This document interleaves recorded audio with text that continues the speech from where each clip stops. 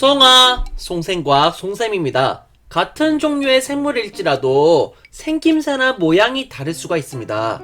이러한 특성의 차이를 변이라고 합니다. 변이에 대한 정의와 환경 차이에 따른 생물의 다양성을 배워보도록 하겠습니다. 여기 되게 투명한 개구리가 있습니다. 이런 개구리를 보고 우리는 유리개구리라고 합니다. 유리개구리처럼 신기한 생물은 어떻게 나타났을까요? 생물은 환경의 영향을 받습니다. 생물은 햇빛, 온도, 물, 먹이 등 환경 조건에 따라 서로 다른 모습으로 적응했고요. 이런 생물들은요, 살아남아서 자손을 남기는 과정이 반복되는 결과 다양한 생물이 계속 탄생하게 되는 것이죠. 이런 과정이 생물의 다양성에 어떻게 영향을 끼치는지 알아보도록 하겠습니다. 오늘의 학습 목표는 변이의 관점에서 환경과 생물의 다양성의 관계를 설명할 수 있다가 되겠습니다. 자, 그러면은 오늘도 재미있는 수업 진행해 볼까요? 변이를 이해하기 위해서 방탄소년단을 생각해 보도록 하겠습니다. 방탄소년단은요, 사람들한테 인기도 많고 춤도 잘 추고 노래도 잘 부르는 가수 집단입니다.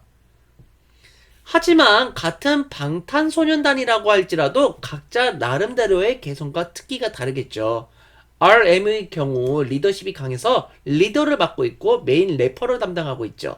지민 같은 경우는 리드 보컬을 담당하고 있고 정국이는 노래를 더 잘 부르기 때문에 메인 보컬을 담당하고 있죠.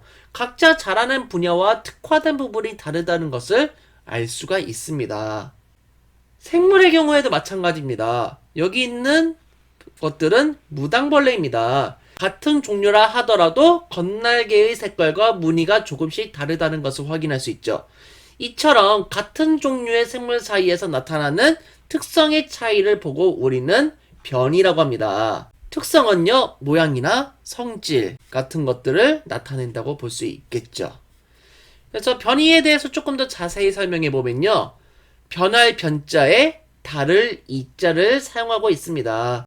유전적으로 타고나는 변이인 유전적 변이가 있고요. 환경에 영향을 받는 변이인 환경적 변이가 있다는 것을 확인할 수 있습니다. 이 변이로 인해서 다양한 생물이 존재하는 것을 확인할 수 있죠. 다양한 새들과 다양한 꽃들이 있다는 것을 확인할 수 있네요.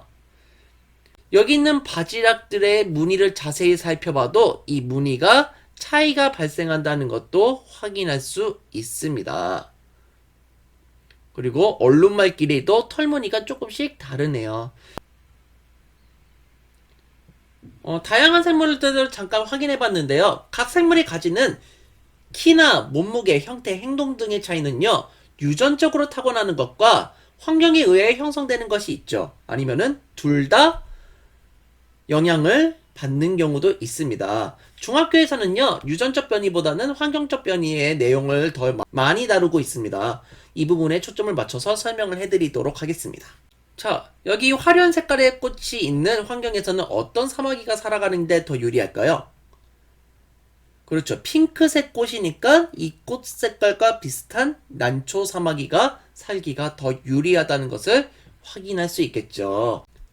천적으로부터 자신을 보호하기 위해서 자신의 색과 비슷한 꽃에 숨는 것이죠. 이렇게 같은 종류의 사마귀일지라도요, 특성에 따라 생존율이 달라지게 됩니다. 변이는요, 그 생물의 생존에 영향을 줄 수 있다는 거죠. 이런 주황색을 띠는 무당벌레는요, 주황색 꽃에 숨기가 더 편하겠고요. 노란색을 띠는 것은요, 노란색 꽃에 숨기가 더 편하겠죠. 천적의 눈에 잘 띄지 않아서 살아남을 가능성이 커지게 되는 거고요. 그렇기 때문에 다양한 색깔과 무늬를 가진 무당벌레가 있다는 것을 확인할 수 있습니다. 이렇게 살아남은 무당벌레는요, 자손을 남기게 되고요. 이 과정에서 자신이 가진 특성을 자손에게 계속 전달하게 되는 거죠. 환경이 달라지면요, 살아남기에 유리한 변이도 달라지게 되고요. 서로 다른 생김새와 특성을 지닌 무늬로 종분할을 하게 되는 것입니다. 자, 생물은 빛, 온도, 물, 먹이 등 환경에 적응하면서 살아가고 있습니다. 자, 여기가 갈라파고스 제도이고요. 갈라파고스 땅거북 무리는요, 목이 짧았는데 다른 거북보다 목이 긴 변이를 지닌 거북이도 있었습니다. 이 거북은 환경의 다른 섬으로 흩어졌는데 목이 조금 더 긴 거북은요, 키가 큰 선인장이 자라는 환경에서 살아남기에 많이 유리했죠. 하지만 목이 짧은 갈라파고스 거북은요, 이 먹이를 먹지 못해서 결국 살아남지 못했다는 겁니다. 이 거북은 목이 짧은 거북보다 더 많이 살아남아서 자손을 남겼고요. 이 과정에서 매우 오랜 세월 동안 반복되면서 오늘날 같이 목이 긴 갈라파고스 거북이 에스피뇰라 섬에서 많이 발견이 되었다는 겁니다. 다른 변이를 가진 생물이 그래서 각각 다른 환경에 적응하여 오랜 시간이 지나게 되면요, 이런 식으로 다양한 환경에서 적응하는 과정에서 각 환경에 유리한 변이를 가진 생물만 살아남아서 자손을 남기게 된다는 거죠. 원래 목이 짧은 기린과 목이 긴 기린이 둘 다 있었는데, 목이 짧은 기린은 높은 곳에 있는 나뭇잎을 먹지 못하니까 굶어서 사망을 했죠. 그래서 자손을 남기지 못했지만 목이 긴 기린만 살아남아서 자손을 남기게 되었고요. 이 과정이 축적되어서 기린은 목이 긴 개체만 남았다는 것을 확인할 수 있는 겁니다. 즉, 각 환경에 적응할 수 있는 모습으로 변해야 살아남을 수 있는 건데, 북극여우랑 사막여우도 이런 모습으로 살아가는데 이유가 있다는 겁니다. 처음에는 각 환경에서 다양한 여우가 살고 있었겠죠.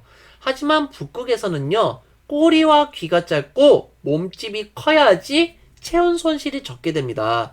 낮은 기온에 적응한 결과 북극여우만 살아남은 것을 확인할 수가 있죠. 반대로 사막에서는요, 귀와 꼬리가 크고 몸집이 작아야지 열을 방출하기가 쉽습니다. 그래서 사막에서는요, 사막여우만 살아남는 것이죠. 서로 멀리 떨어져서 교류하지 못하는 상태에서 오랜 시간 동안 지나면요, 서로 다른 종류가 될 수가 있다는 겁니다. 북극여우와 사막여우의 생김새가 다른 것도 서로 다른 온도에 적응한 결과로 확인할 수 있다라는 거죠. 변이와 적응 과정을 반복하면서 생물의 다양성이 증가하고 환경에 적합한 생물만 살아남는다는 사실을 꼭 기억해 두셔야 되겠습니다. 그러면 생물의 종류가 다양해지는 과정을 갈라파고스 제도에 있는 핀치새를 이용해서 설명해 보도록 하겠습니다. 부리의 모양과 크기에 따라서 조금씩 다른 변이가 있는 한 종류의 새가 있었습니다. 그런데 새의 일부가 크고 딱딱한 씨앗이 많은 섬에 살게 되었고요. 씨앗을 깰 수 있는 크고 단단한 부리를 가진 새가 살아남았다라는 거죠. 그래서 이렇게 크고 단단한 부리를 가지고 있어야지 씨앗을 깰 수 있기 때문에 이런 새들이 씨앗이 많은 섬에서는 살아남았다는 거고요. 오랜 시간이 지나면서 더 크고 단단한 부리를 가진 새로운 종류의 새가 되었다는 것을 확인할 수가 있네요.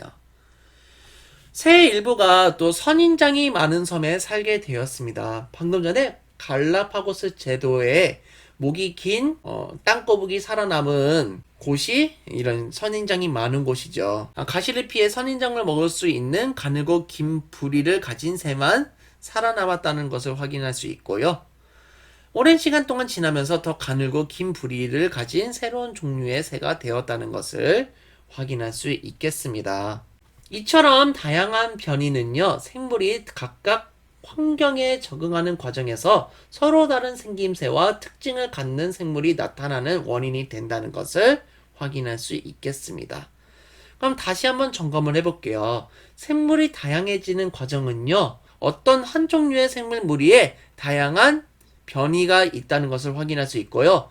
환경에 적응하여 유리한 변이를 지닌 생물은 더 많이 살아남아서 자손을 남기게 되고, 이 과정이 매우 오랜 시간 동안 반복이 되게 되면요, 생물이 다양해지게 되는 것입니다. 그래서 생물은요, 변이와 생물이 환경에 적응하는 과정은 오늘날 생물이 다양해지는 주요 원인이라고 생각하시면 되겠습니다. 이러한 학설을 주장한 과학자가 바로 다윈입니다. 자연 선택설을 주장했는데, 유리한 형질의 개체가 오래 생존하면서 번식하여 진화한다는 이론입니다. 깊게 공부하고 싶으신 친구들은요, 종의 기원이라는 책을 읽어보시면 많이 도움이 되실 것 같습니다. 그러면은 오늘 문제를 한번 풀어보도록 하겠습니다. 같은 종류의 생물에서도 조금씩 다른 특징이 나타나는데 이를 변이라고 합니다. 그래서 여기 아래에 있는 친구들은 오마이걸인데 똑같은 생김새가 아니죠. 약간씩 생김새의 차이가 나타난다는 것도 확인할 수가 있죠. 사막여우는 북극여우에 비해 귀가 크고 몸집이 작습니다. 이러한 특징은 사막여우가 어떤 환경에 적응한 결과인지 설명해 보도록 하죠. 사막여우는요, 귀가 크고 몸집이 작아야 돼요. 왜? 몸에 있는 열을 밖으로 방출하기 쉽게 하기 위해서 이러한 변이를 가지고 있어야 된다는 거죠. 그래서 사막여우는요, 귀가 크고 몸집이 작으면은 몸 밖으로 열을 내보내기가 쉽고요. 사막여우는 사막의 높은 기온과 환경에 적응하는 것이라고 생각하시면 되겠습니다. 다음 이 시간에는요, 다양한 생물들이 있어요. 이거를 어떤 기준으로 나눌 수 있는지 알아보도록 하겠습니다. 자, 이 영상이 즐거우셨다면 좋아요, 구독하기 부탁드리겠습니다. 여러분, 감사합니다. 쏭바!